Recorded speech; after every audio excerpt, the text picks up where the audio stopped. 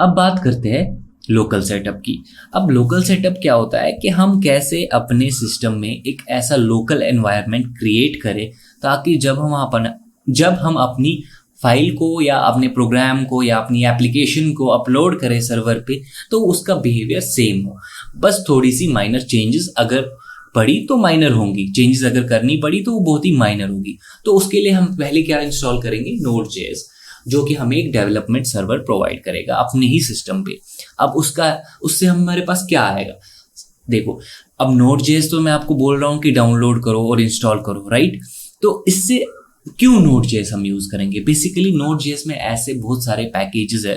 Node.js की help से हमें क्या होगा, हमारे पास प्री डिफाइंड पैकेजेस आएंगे जो हम अपनी एप्लीकेशन में यूज कर सकते हैं। जैसे कि React है, React DOM है, ये प्री डिफाइंड है। Node.js जब हम इंस्टॉल करेंगे उसमें एक npm करके नोड पैकेज मैनेजर है, तो वो हम उसको यूज कर सकते हैं, राइट। तो उसके बाद आप कोई सा भी एडिटर और डाउनलोड करें और उसको इंस्टॉल करें ताकि हम उस पर अपना HTML CSS कोड लिख सके, राइट।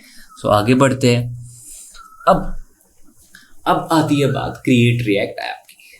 अब क्रिएट रिएक्ट ऐप है क्या, ये एक ऐसा टूल है जो हमें हेल्प करेगा इजीली रिएक्ट के एप्लीकेशंस बनाने में। ये बेसिकली शॉर्टकट है और ये बेस्ट प्रैक्टिस मानी जाती है एक सिंगल पेज एप्लीकेशन बनाने के लिए।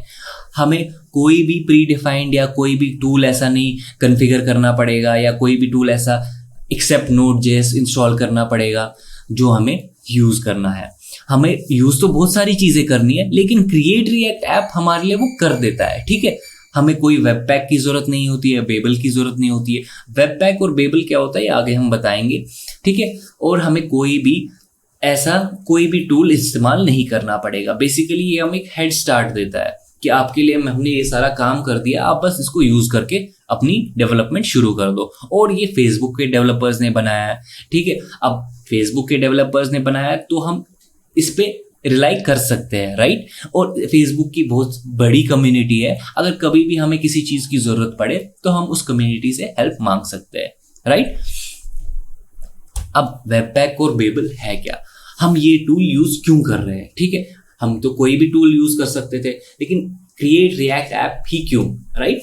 सो अब वेब पैक क्या होता है, वेब पैक बेसिकली बहुत सारी चीजों के लिए यूज होता है। अब जो मेजर चीज है वो मैं आपको बता रहा हूँ, ठीक है। बेसिकली जो हमारे एप्लीकेशन में CS फाइल्स लिखी होंगी, डिफरेंट CS फाइल्स लिखी होंगी, HTML फाइल लिखी होगी। अगर हम सिंगल पेज एप्लीकेशन की बात करें तो एक ही HTML फाइल होगी, ठीक है। तो अब बहुत सारी जो ये चीजें हैं उधर चीजें पड़ी हुई है CSS फाइल, ये बेसिकली इनको बंडल कर देता है एक साथ, ठीक है।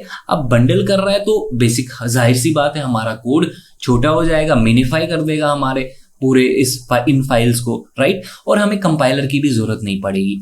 अब बेसिकली कंपाइलर क्यों हमें जरूरत है, क्योंकि हम इस चीज को ब्राउजर में चला रहे हैं, ठीक है। ब्राउजर में सिर्फ ब्राउजर JS कोड समझ सकता है, जावास्क्रिप्ट कोड समझ सकता है। तो हम जो हमारा कोड लिखते हैं वो ECMAScript मतलब ES6 जो है, ES7 जो निकला हुआ है उसमें यूज करते हैं। तो उसके लिए हमें एक कंपाइलर की जरूरत पड़ती है ताकि ब्राउजर वो बात समझ सके जो हम करना चाहते हैं ECMAScript के जरिए। तो उसी लिए हमें बेबल की जरूरत पड़ती है। अब वो हमारे कोड JSX कोड को कन्वर्ट कर देता है किसमें, JS कोड में, कंपाइलर। उसके बाद नोड पैकेज मैनेजर होता है। नोड पैकेज मैनेजर किसकी हेल्प से आता है, Node.js की हेल्प से। वो हमारे को Node.js दे देता है, डेवलपमेंट सर्वर भी Node.js प्रोवाइड कर देता है। बेसिकली अब हमें सिर्फ Node.js डाउनलोड करना है और ये सारी चीजें हमें कौन करके देता है, क्रिएट रिएक्ट ऐप। हमें इन सारी चीजों में से कुछ भी खुद से नहीं करना है। अब कितनी सिंपल हो गई ये बात, है ना। अब आगे बढ़ते हैं। अब हम अपनी पहली क्रिएट रिएक्ट ऐप को हम यूज कैसे करते हैं, ठीक है। पहले तो हमने Node.js डाउनलोड कर दिया होगा, राइट। तो अब हम Node.js का कमांड प्रॉम्प्ट खोलेंगे। जैसे कि यहाँ पे मैंने कमांड प्रॉम्प्ट खोला है तो ऐसे ही सिमिलरली आपके में कुछ अपना एडमिन नेम होगा, कुछ यूजर नेम होगा, राइट। तो अब जब हमने अपना कमांड प्रॉम्प्ट खोला उसके बाद हमें उस पर एक कमांड लिखनी है, ठीक है। कौन सी कमांड, ये हमें npm install create react app globally।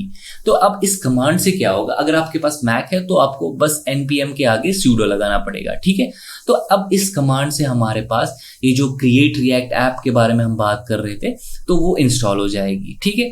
तो अब ये इंस्टॉल हो चुकी है। उसके बाद जो स्टेप 3 है हमारा वो क्या है, हम अपने हम अपने फोल्डर में नेविगेट करेंगे कि हम ये क्रिएट रिएक्ट ऐप कहाँ बनाना चाहते हैं। ठीक है, किसी फोल्डर में बनाना चाहते हैं, जहाँ पे भी बनाना चाहते हैं हम उसमें, अगर हमने कोई फोल्डर बनाया, फॉर एग्जांपल मैंने यहाँ पे फोल्डर बनाया था रिएक्ट ऐप का, ठीक है, तो मैंने उसमें नेविगेट करना है, तो मैं उसमें चला गया हूँ। देखिए अब ये फाइनली जो यहाँ पे रिएक्ट ऐप लिखा हुआ है, तो ये मैं यहाँ पे चला गया हूँ। ठीक है, उसके बाद स्टेप 4 क्या है? अब ये जो स्टेप है ये सबसे इंपॉर्टेंट स्टेप है कि अब आप उस फोल्डर में जाके वहां पे क्रिएट रिएक्ट ऐप लिख के और अपने प्रोजेक्ट का नाम लिखें और एंटर दबाइए। एंटर दबाने के बाद कुछ वार्निंग्स आएंगी, उनको आपको उनसे कोई मतलब नहीं होना चाहिए, मतलब होना चाहिए, लेकिन वो वार्निंग्स है तो वो कभी कभी कोई चीज़ इंस्टॉल नहीं हुई होती है या कभी कभी कोई चीज़ चल नहीं रही होती है, तो उसका कोई टेंशन नहीं है, वो वार्निंग्स आती रहेंगी उसके बाद।